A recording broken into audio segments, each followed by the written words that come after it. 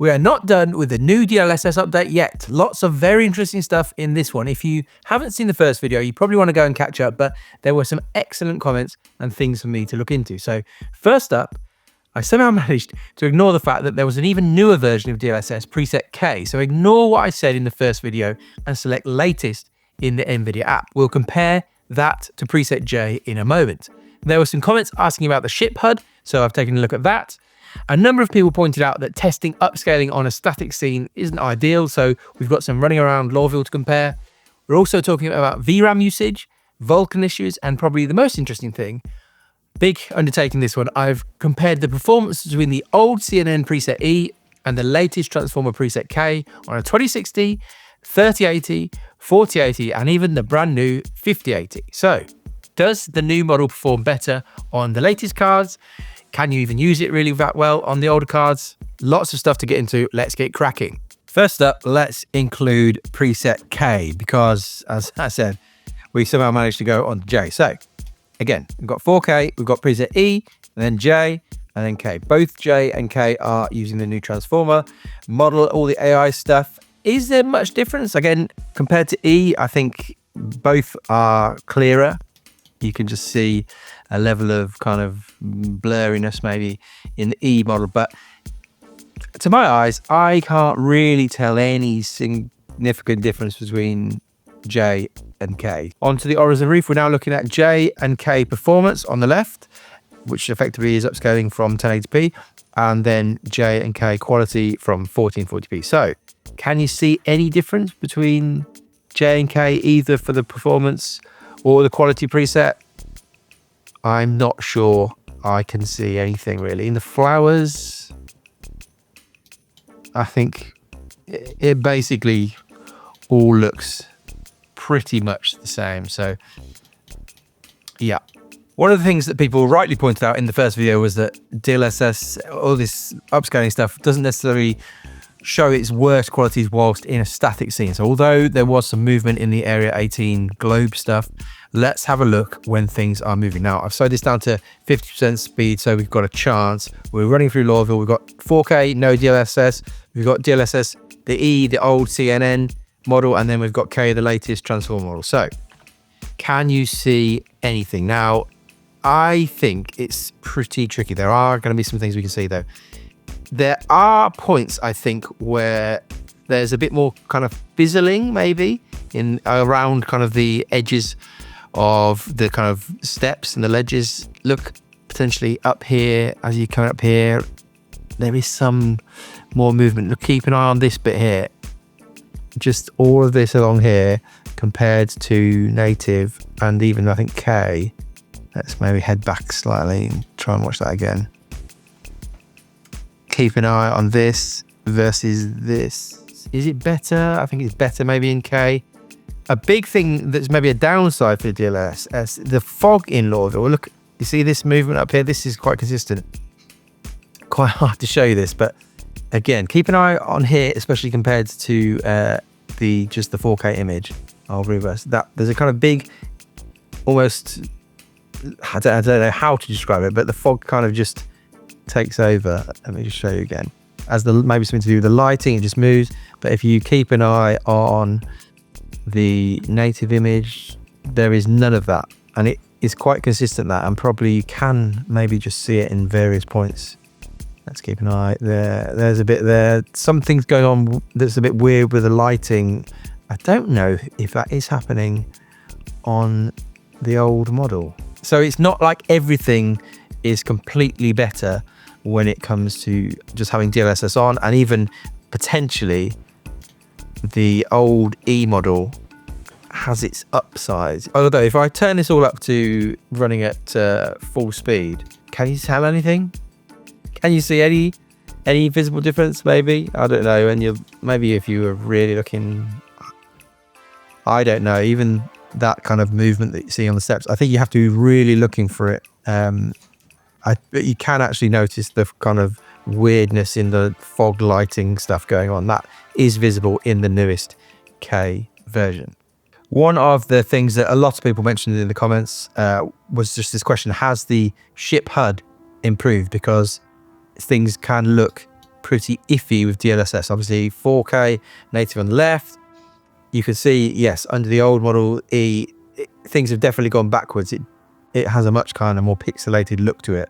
And that hasn't really improved with K, the latest Transformer model. So like we've been saying, there are for sure some trade-offs when it comes to this. And if you're a sort of person who spends a lot of time looking at the HUD, then you may be going to want to stick to native frame rates without any upscaling. One of the things that NVIDIA has mentioned as being a benefit of this new Transformer model of doing DLSS is a bit of a reduction in VRAM. So on the left, we've got the old E preset and then the new Transformer K on the right. And if we zoom right in, that's not particularly easy to see or read, but you can see that this scene here on the horizon roof on the left with the old CNN model is using 7,382 megabytes of VRAM and down to about 7,200. So in theory, there is a bit of a saving there, and there may be cases where that might help out your card. If you've got maybe a card with less VRAM, maybe that will help. But yeah, using less VRAM is not a bad thing. Let's put it like that. Let's talk about the performance. This is the big testing I've done. You will see here in this first graph, lots of different numbers. We are talking the 5080, brand new NVIDIA card. The review is on its way, but here's a little preview of some results. You can see at the bottom, 4K obviously is by far the heaviest, at 1080p the lightest, and some weirdness going on there with the 1% percentile lows. So you can see that the K preset always comes in below the E preset, whether that's quality or performance. Even actually when you've got performance on preset E, you can't quite match 1080p. So in that case, with performance, you're upscaling from 1080p, but there is a cost of just having DLSS on. But the key thing probably here is that, as we saw in the last video, using preset K, you can get, with the performance preset there in the middle, you can get better image quality than preset E on quality and a performance boost from it. So it really is pretty impressive. It's the same story with all of these cards really, but 4080, exactly the same. Preset K is always behind preset E, but again, the performance version of preset K looks better than the quality one. So that's basically what I'd recommend using at this point. Exactly the same with the 3080, and really with the 3080, it takes a card that at 4K isn't enough in this particular use case in quantum travel. And once you've popped on preset K performance, well, you've got 60 FPS. So it can be fairly transformative DLSS. And even on a 2060, so a pretty low end card really, you can see, we're not obviously at 4K here, but you can see the improvement that you get when jumping from 1080p by popping on DLSS. Now, as I said in the last video, you can't go any lower than quality. So quality at 1080p is upscaling from 720p to Star Citizen doesn't seem to allow you to go for balanced or performance. You can't upscale from any lower. But again, using either of these presets, you are hitting 60 FPS and you're not that far off what it would have performed at 720p, and it looks a lot worse at 720p, let me tell you. Here though is what we are here for. This is the comparison basically to see, does this affect different generations differently? One of NVIDIA's claims is that the 5080 or the 5000 series can use this new Transformer model with less of a performance penalty. I'm not really seeing that. You can see the percentage gain between E and K.